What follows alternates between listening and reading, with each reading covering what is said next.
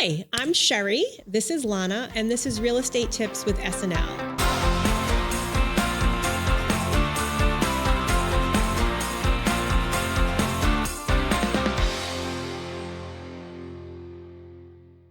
So I heard, and I know you are the queen of new construction. Let me just adjust my crown. There you go. Okay. Yeah. And let me just tell you why we all dub you queen is because you handle new construction like it's so easy. And yet, even for me, I'm still struggling with it. So I'm hoping you're going to give us some tips to help us all out because it is not easy. No. So how did you get so good at this? Well, first, I thought you were going to say, because you never stop talking about new construction.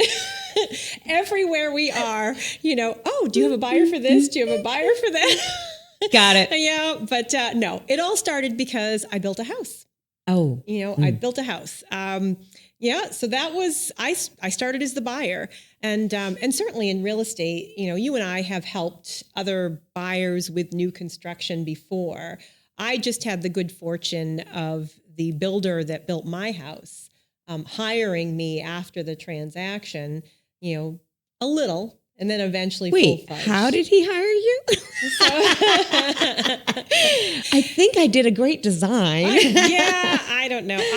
I had some really creative ideas. That's awesome. And I remember I didn't want the standard kitchen. I didn't want it in what he had on his plans, and I wanted to put it in a different location. Now, my first idea, they quickly nixed for me. They said, that construction wise, that didn't work. So I just kept coming up with other ideas and taking white out to their plans and just trying to change things. And well, you're stressing me out because let me tell you why. Most of my clients will say, well, I don't know what I want to build. And look at you designing on your first designed house, right? So you're designing this. How do you even start with someone and say, well, because I can see plans, right? We throw plans at people. This is the plan of the house. But how do you get that visual into the consumer so that they feel comfortable of what they're designing? Like, how does that happen? Like, where does it come from? Visualizing is probably the most challenging part of it. Yes. And I've always tell, buyers that are coming through, an open house that, there are two things that are in your way. Okay. Number one is your imagination, and number two is your budget. So why is your imagination in your way? Well, I mean, I guess it would depend on the consumer. Mm-hmm. If we present to you a model, so right now we do have a model that I can show. I don't always have a model, and that helps with visualizing. So space, size, got it, yeah, got it. Mm-hmm. And even going through as we're walking through the model, I can bring up different ideas on how you can change things. Make modifications, customize, even like taking a wall down, extending a room, doing those sort of things. Does the builder like that when Sherri says, oh, by the way, I told the consumer we can take this down? Do they even mind? Well, he hasn't shut me up yet. There we go. Oh, my goodness. Okay.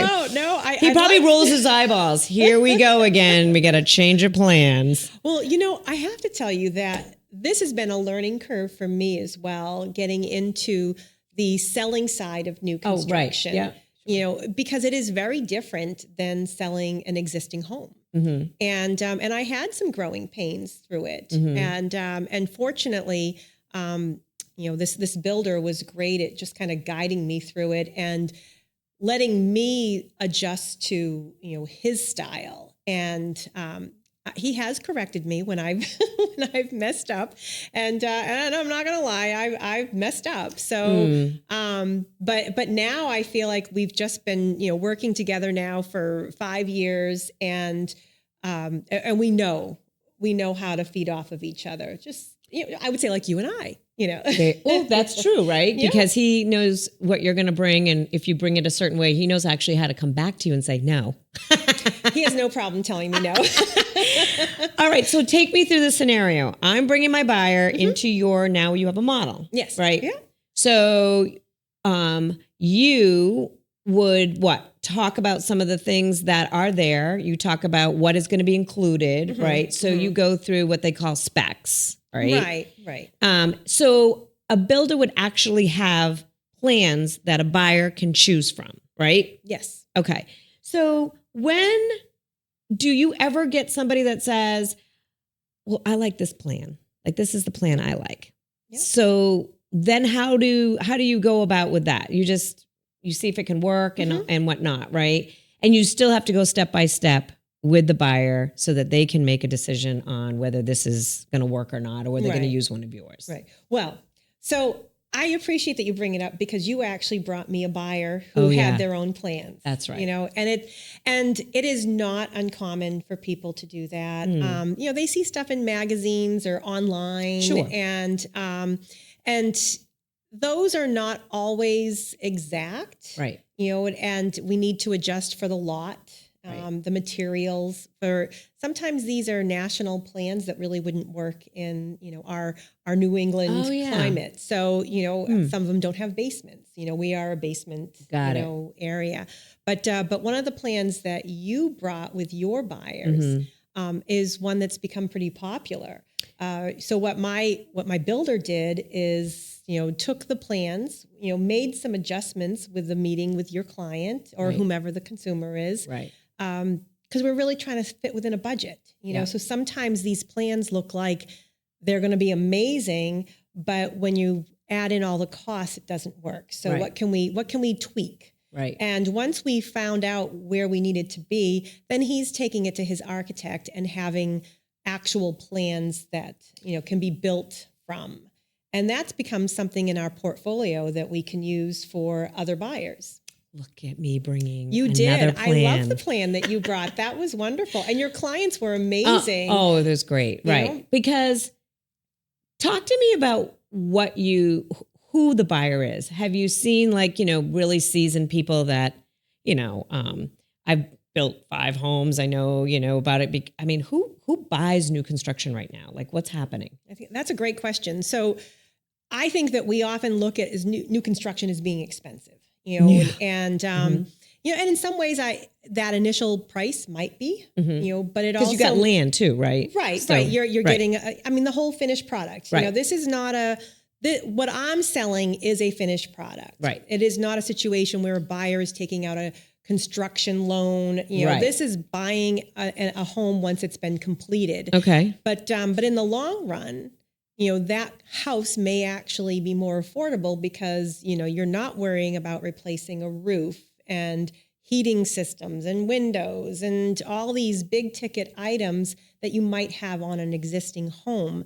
So it has traditionally been something that the move up buyer has been doing. However, I've been seeing an increase in first time home buyers doing new construction. And I mean, my theory, I don't know if you know, I have nothing to back this up other than perhaps my own children. But I think that a lot of our children today are staying home with mom and dad a bit longer. Yeah, sure. You know, and that's giving them a chance to save some money and put them in a better position to start out. So their budget's better.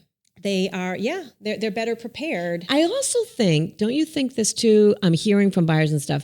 They don't want to get into something where they have to go fix. Yes. Right? Because it's not because they don't have the skill or the knowledge. They don't even know where to begin with that. Right? So they've stayed home for a while. They haven't gone to rent maybe. They don't know what a clogged sink or, you know, because everything gets fixed, right? Right. So I'm sure that probably gives them the relaxed feeling of, okay, I don't have to worry about the roof. I don't have to worry about, and there's a small warranty that comes with it, you know, covers some things. So I'm sure that's why the first home buyers feel comfortable with it.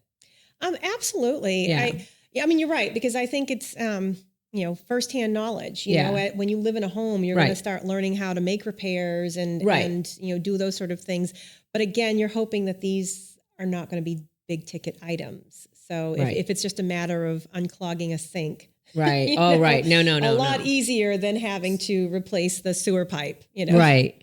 So here's another thing, because I don't really know how to explain this sometimes to my clients. The biggest fear is, I don't want this, I want this, right? So let's use an example. I don't want carpet, I want hardwood.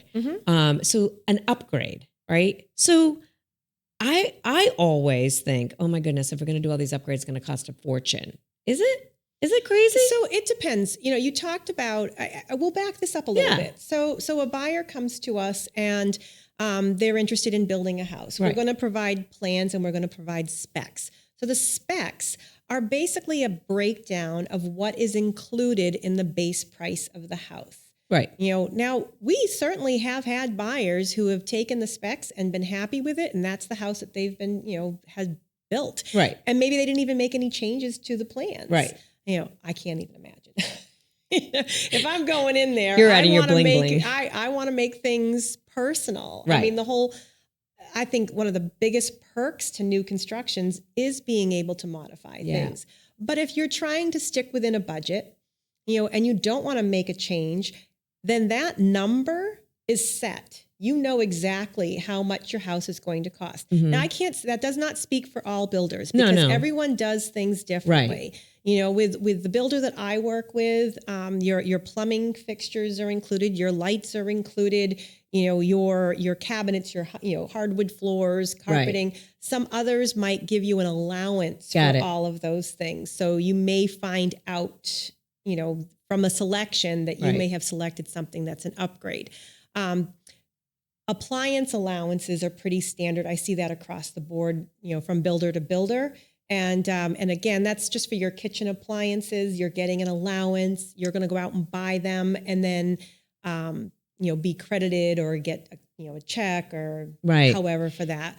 But back to your question on the upgrades, the best way to handle it is to have that review of the specs, and if it says, well, you're going to get carpeting in your bedrooms, but you really want hardwood throughout, then we price it out for you.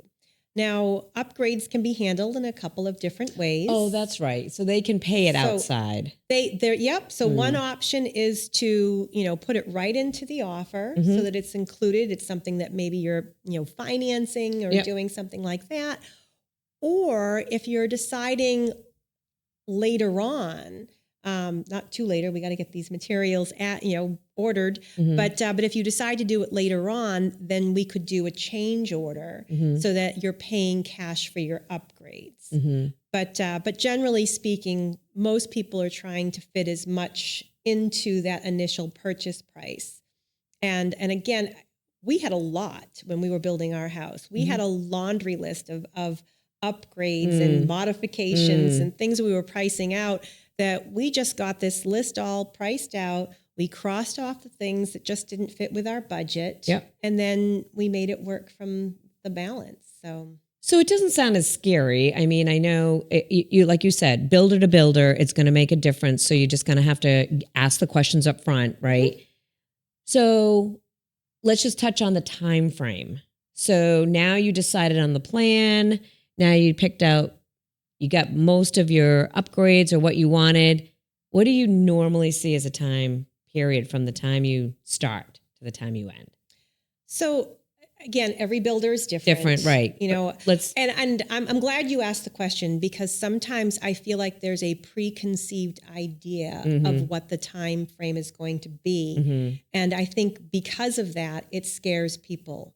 You do hear stories of it taking 6 months, a year, and plus. And it has. And it absolutely has. And there could be a number of reasons why. The builder that I work with, it takes about 8 to 12 weeks to build a house. Now that's the construction time frame. Prior to the construction beginning, there is a lot of work. We're going to be ordering materials.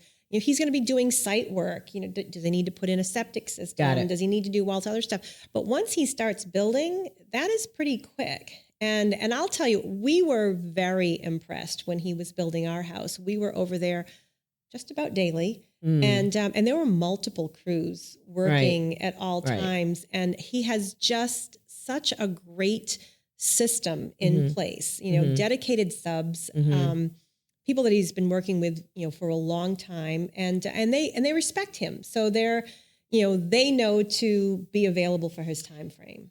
So I love how this all comes together. Makes me feel like a little bit more comfortable talking with my clients. But now I have people that call me up all the time saying, I think I have a lot.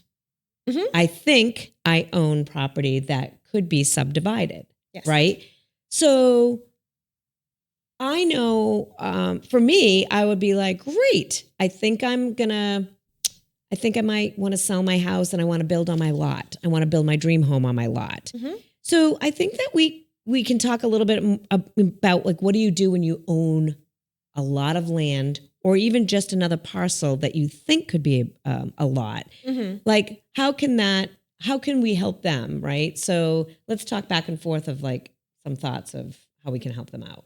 Okay. Because I think a lot of times, I'm going to use an example. I have a family. They own a house on a large piece of land, and they want their kids to have their house on it, right? So the kids say, I want to build the house. I need help. I need you to help me find a builder, X, Y, and Z. But the parents are like, we want to sell them that. So how do we go about, right? There's two choices. There's two things here, right? So it's a seller selling some land, and then the buyer finding a builder. Those two things going on here.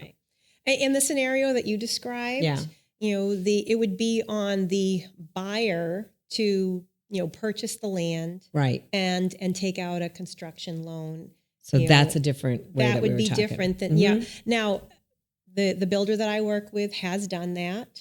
He's not opposed to doing it. He prefers to own the land.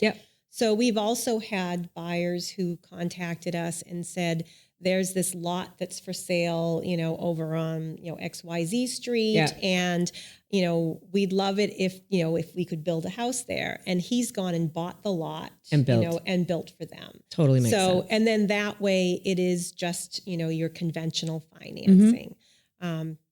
He's also a VA approved builder. So I want to add that there too. We go. So, those folks that are using VA financing. But in what you're describing too, there's a lot of people who are sitting on land out there that don't, maybe they don't want to pay the taxes on it anymore. Other people are holding on to it because they don't want construction. They want to privacy, hang on to that parcel. But those that, maybe there's a hardship, something has come up and they find themselves in a position that they need to sell the land. Builders are always looking for lots.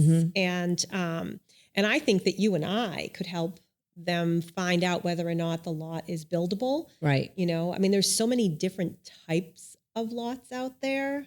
And we're not builders, right? There's no way we could come up with like walking the land and knowing all the ins and outs, but we can do the research, the preliminary research, the preliminary work, because it would give us a stepping stone to start out with. We could do looking on the websites of the town, contacting the town and finding out setbacks and their zoning rules and whatnot. We could start that preliminary and say, it appears that we have X, Y, and Z, and start the process. That can feel like a needle in a haystack. I'll tell you, honestly, when you start looking at all these, I wish that there was like some sort of consistency from town to town.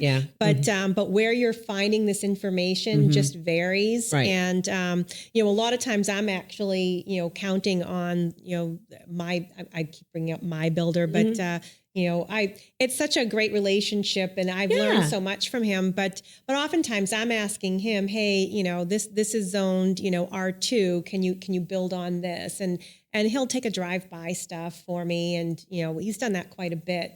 But what does R2 mean? And I mean, and different lots are different things. We have residential, we have commercial, we have industrial, Farming, we have farming, agricultural. Yeah. I mean, there's a lot of even mixed, use. Right. Right. And then the lots themselves, do they have wetlands? Do you need to go through conservation to get approval? Right. And maybe they're not buildable. And, right. One of the things I often hear him say, I think there's a lot of ledge over there, would require blasting. Sure. And then, is it conforming? Do you have enough frontage? Right. And do you need a variance? Right. Those sort of things. So and not that there's anything bad about any of that, right? Yeah. It's just that the preliminary work that needs to be done can start out with us. Yes. We can go over there. Yeah. We can pull all the information. We can get on the sites. We can contact our inner circle of our builders and the people that can help us understand what we have here. Yes. We can bring all this information initially to the potential seller and then see from there how they want to go about whether selling it, dividing it, when they want to, how they want to. So they don't have to be like stuck with dumping a bunch of money. Just, I'm going to divide the land. Right. Right. There's nothing really to divide until you really know what you have to divide. Right. It's funny because I recently showed a property. Oh. that was on an acre of land. Yes. And I remember looking at it and saying, I think that might be a buildable lot right next to it. Right. And I don't know whether or not it was. Right. But thinking for my buyer client at the time, that's an opportunity right there. You could buy the house. Right. If you don't care about this parcel of land that could be subdivided from your lot, you could then in turn have that money to either pay down the principal on your mortgage or make repairs to your home. To the home. Right. I mean, sometimes people are sitting on gold mines. Yeah. And financial for their own purpose, right? So that they can fix, like you were saying, maybe they want to add things or a garage or they want to do something on their own piece. Yes. They have this extra lot that they don't even know. Like I just built a garage. Yeah. On a piece of lot. I have 2 separate lots, and I was like, you have an enormous garage. I have a carriage house. It's not even a garage. I go, anybody want to move in? I got an upstairs done. I have garage envy. Your garage is amazing. So right? So I think a lot of people that own larger pieces, so not, a small piece, if there's the unknown, can I put something on it? I didn't know I could put on this humongous carriage house until we did the work. We started doing the work. We thought we could put a little, garage on there and we're going to be good. Well, now we have a carriage house with extra stuff in it. And so I think a lot of people, it could either help them, like you said, build off of their house, or maybe they have something and a builder is willing to buy, and maybe they have 2 lots and maybe they have something more, or maybe a family member can build. Absolutely. So I think we could give them some preliminary information. I mean, I just met somebody in a rural town and they have quite a bit of land, and they were saying, do we have something that can be? I have to say, you do not need your coffee. My wheels are spinning here, okay? I have to say, my wheels are spinning. You are I want somebody to call us right now. So I want somebody to call us right now. And I want to be able to go over there and open up and just go through and start the work. I get so pumped about this because how many clients do we have that we know own maybe several acres? I know. I want to go over there and cut it all up. No, I don't want to. But I want to share that, it's not just this one little piece. There might be something else. And down the road, it's exciting. And it might not. I mean, I have a large parcel, but it's not buildable, what's behind me. But, but yeah, I'm laughing because as the queen of new construction, all these ideas are popping in my head, all these things that I would love to, be able to share with people on what you can do with your home, how you can make these changes. And you just are, popping out all these questions. And I love it because, this is what, what I wanted to hear, because you're coming from the buyer perspective, and I think that's super. But Well, I'm trying to think about what everybody's going to ask for a question, right? Because, you get these calls all the time. I see your sign on this piece of land. Yeah. Like, can I build on it? What can I build on it? How do I do it? So I think people should feel comfortable to call us on those simple starting questions, right? It's all preliminary, right? We don't know. We got to start somewhere. So you've got an idea? Great. Let's go with it. Let's run with it. Right. Well, and same thing, I'll get questions from people, do I get to do selections? On new construction, and you're like, yes, let's do it. I love doing selections when we sit in the office, and you've been in there when I take over the conference room, and I've actually joked around that I think every scratch on that conference room table came from me with a big thing of granite that I'm putting down. But people are picking out their siding, their roof color, the composite decking, it's cabinets, it's flooring, it's everything, and it's pretty exciting, I think. And then you start to get paranoid. Did I clash? So now they start asking me questions. You should see now, just from the time that you need to bring me another buyer for new construction, because things have changed. I have created quite a bit because I have a portfolio of professional photos that I've gotten, and I'm able to showcase what other people have done. So, you can see how it matches, and, it's helpful. I think people think that they're only going to look at like a little piece of drawing, right? It's like a sketch, and that's all they have to make the decision on. But they don't realize how much more when you are working with someone that's been consistently working with a builder, right? So even I call you up sometimes and say, hey, does this make sense? Doing this. And I think I've called you a ton of times for help on searching on land pieces and stuff like that. So again, even though we are competitors or we run our own business, there's a lot of collaboration that can help.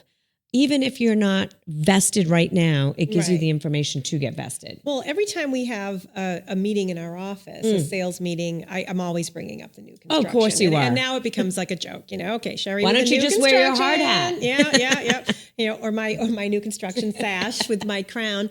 But you're not the only person. I've had other people in the office contact me and say, I have a buyer who wants to put in an offer on new construction when it's not my builder. All right, I'll help you. Of course, we're going to help them. But again, it's looking at it from a different perspective when you're on this side versus the other. I definitely viewed new construction different before I started selling. When I was helping buyers instead of the builder. Yeah. So I think that helps.